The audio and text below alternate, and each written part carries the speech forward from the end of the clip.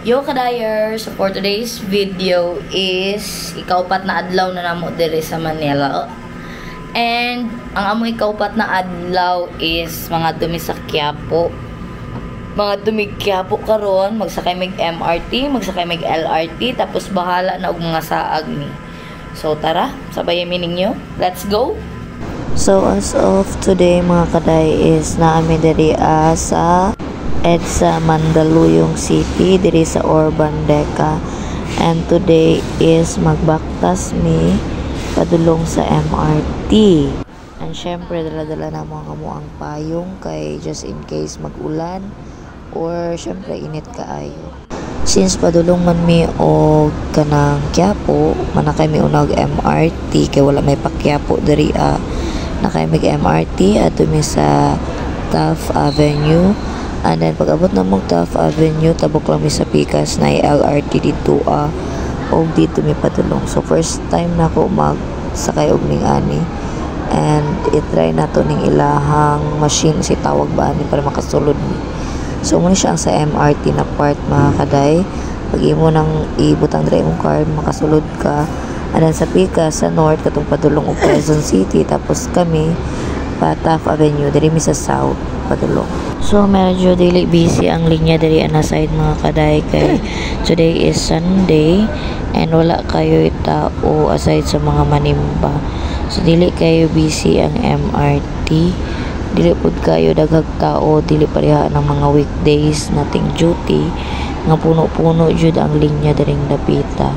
Pero sa karon mga kasabayan namo is kanang mga manimba o padulong og Quiapo. So again, diri dapita pwede gud ka mosakay og jeep padulong og Divisoria or gusto ka matug Binondo, pwede ra kaayo. Pero kami para diretso ni sakay mi og MRT, and it's very nice mosakay og MRT mga kaday kay station by station siya mohonong, dili siya pareha ng mga jeep or bus or tricycle na magsigi kunong-hunong. So let's go, manulod to diri sa MRT. Mo ni itsura sa MRT, paunahan sa paglingkod lang jud diri na side. And then kanyahay na mo live sa mga pasahero.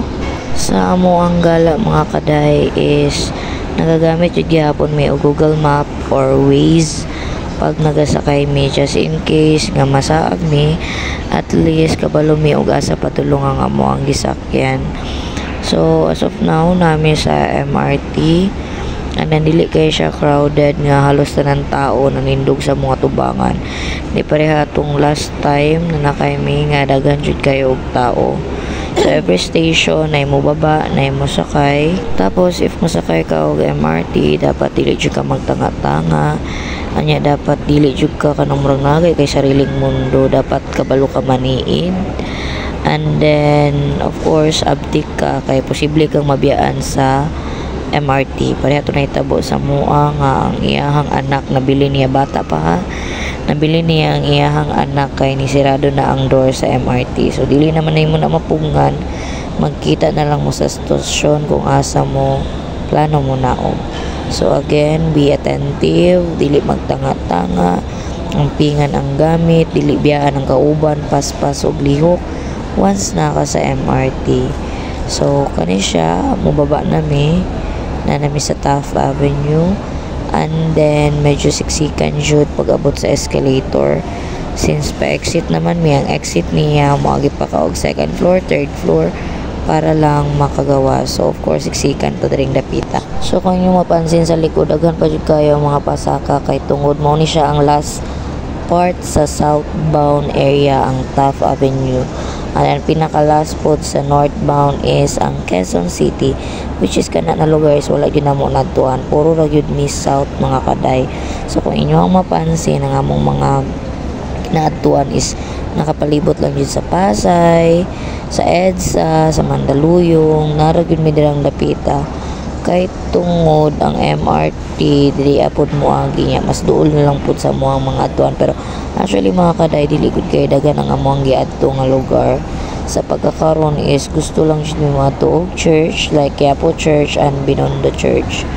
So gikan sa Taft Avenue mag-adto na punta sa padulong MRT. So ma-exit na rin napita sa kilid na side. So sa pag-exit din mga kaday is isulod nimo ang imuhang card diri sa kuan insert card kay dili man imuhang card no, ibalik nimo and then dira pa ka maka-exit.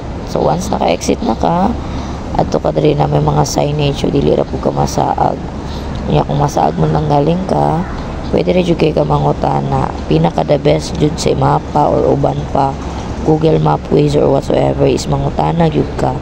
Huwag mahihiyang magtanong mga kaday. So inyo makita diri na LRT 1. So pa LRT 1 ta padulong tag Metro Point. Take note ha, padulong Metro Point pero dili sa Metro Point jud mismo kamo sulod. Naay laing dalan ng LRT didto ka mangutana. So pag abot ninyo diri is of course i-check na pud ang bag and then mopalit na pud mo og ticket padulong sa Carrido.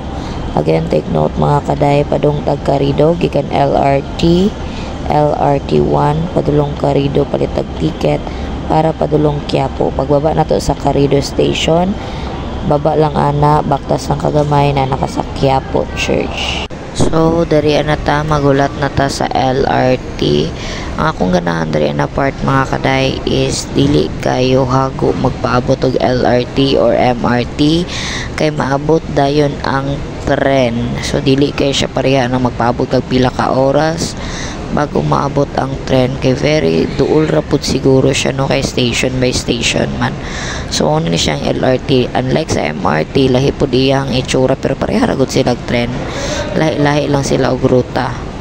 So unlike sa MRT medyo luag gamay ang LRT. And then good thing sa pagsakay og MRT or LRT is naa siya'y mapa sa taas na part sa ilahang tren kung asa nato makit-an ang istasyon na ilang hunungan. And of course dili nato kalimtan ang ato ang Google Map or Waze para makita nato og asa padulong ang ato ang gisakyan. Mo jud na mo ang gigamit diri sa Manila para dili may magkasaag-saag, pero di jud pwede nga dili gyapon ka masaag no, kay masaag jud gyapon ka.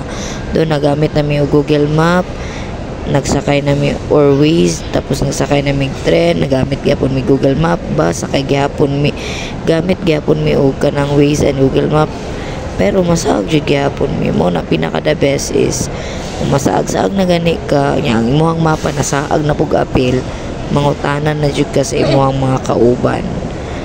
Pero anyway, pag magsakay kag tren naman po magsigig istorya diri kanang murag sa driver yata or sa bang naga-istorya na nata sa stasyon na kuan, muna na yung stasyon sa kuan. So dali na lang pud kay para sa imuha ang area.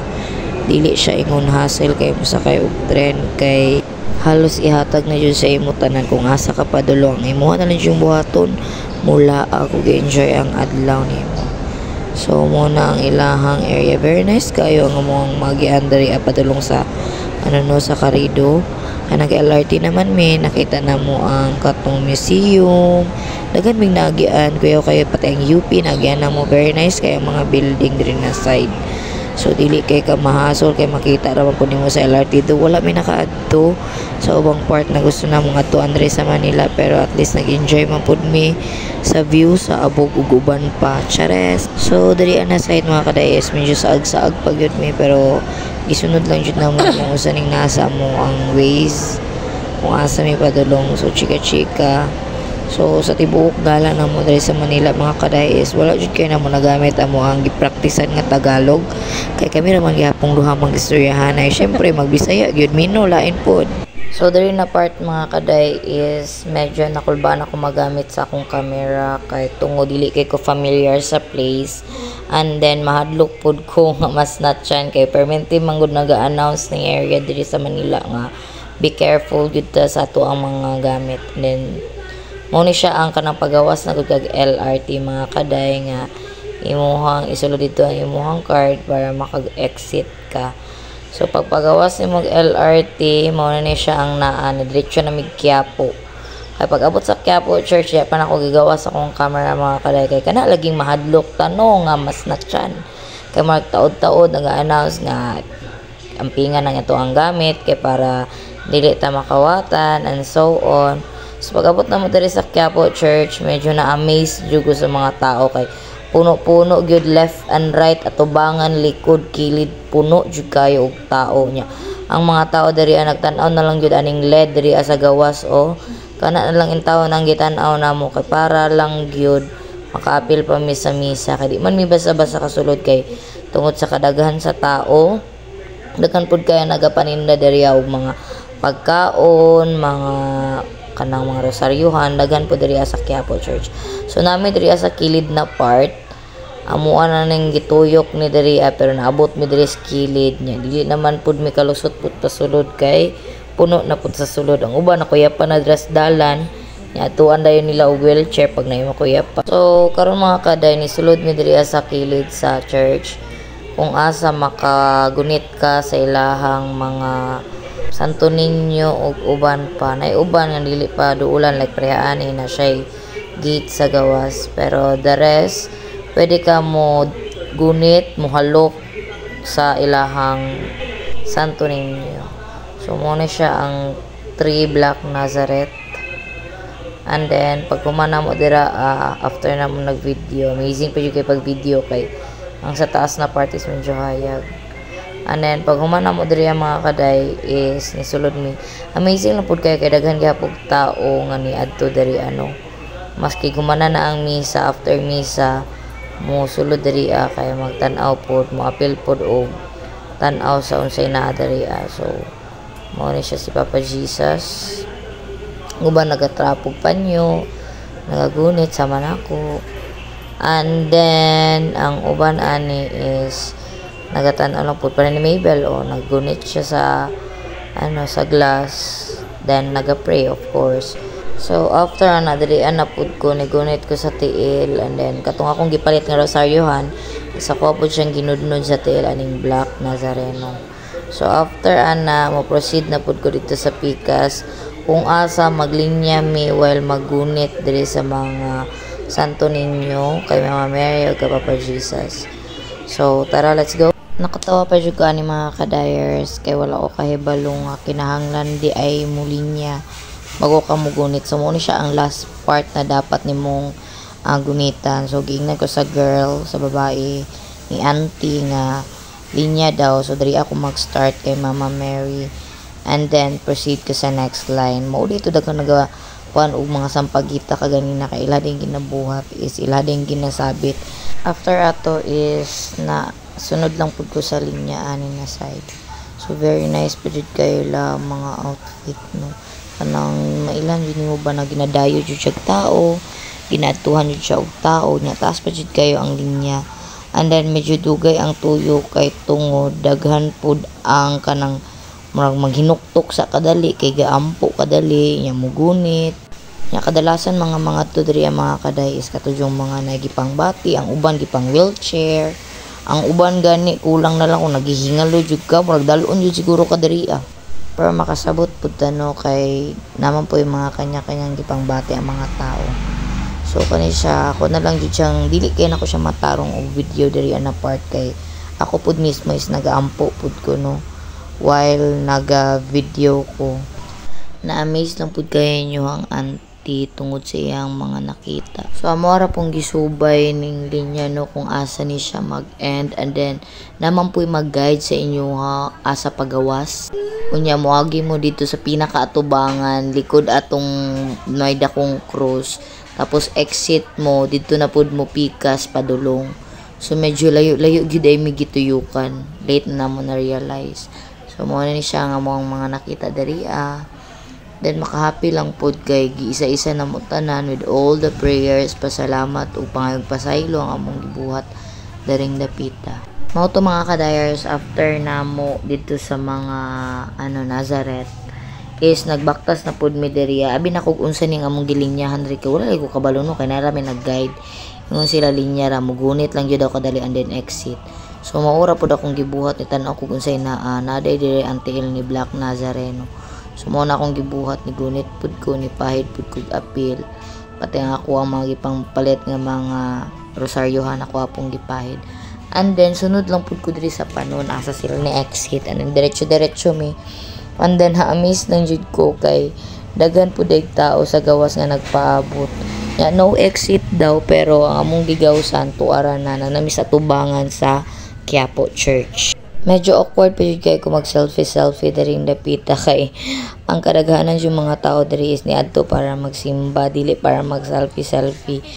Pero kay tungod human naman mi sa misa kaganina, so di padayon na lang pud mi og selfie bahalag murag awkward siya. So nagyaw pa ko diri dapita kay wala ko kabalo nga na di miskilid kaganina nya karon pag abot na ko sa tubangan amaze kayo ko kaya lang nay photo bomber aning likod sa simbahan na klaro kay nga building. Sumoto ang ako mga picture uban is nadyo mga photo bomber nga makita. And then mapakilid, mapatubangan o mapalikod daghan jud kayo og tao mga kaday. Maski gani kaganina ni adto mi sa kilid tong among gitindugan ganina daghang tao. Nya tong among gigawsan is daghan gyapon tao. So karon nag-decide mi nga moadto na pud mi sa Binondo Church since wala man mi kadtog Binondo Church na nakay mig motor. 20 pesos po ang bayad kada isa, mura pud siya turil to downtown. Sa tinuod lang mga kaday, medyo gikapoy na jud ko ani kay wala ko nag-expect nga ning ani day kadaghag tao, ning ani day siya ka-crowded to the point nga galabad na gyud ang ako ang ulo. Gabaktas pa mi first pero kadugayan naka-realize ko na murag kapoy naman jud kay ibaktas. Uy daghan man jud kay kog tao masugatan niya. Kumangutana pud mi tudlo dito tudlo dira so nalibog nako. So kay nakita man mi og bao-bao nga motor. Amo na siyang gipara kay padulong pud daw siya og Binondo. Pag abot pa gyud og Binondo, na-miss pa jud kay ko kay daghan kayog mga kanang tinda-tinda sa kilid. Tapos medyo layo-layo good po jud siya. Nakauna na ko kung mao ni akong gibaktas wala na magabian na jud mig taman-taman niya. Gabi ra ba mi manglaag no, mag-start mig laag og hapon. And then maabot mi sa among naabtan. Gabi na gyud. So unsa pa man ang among madatnan ana, prehani karon. Padulong mig Binondo sa sige na mog tinuyok-tuyok na nirado ng mga tindahan.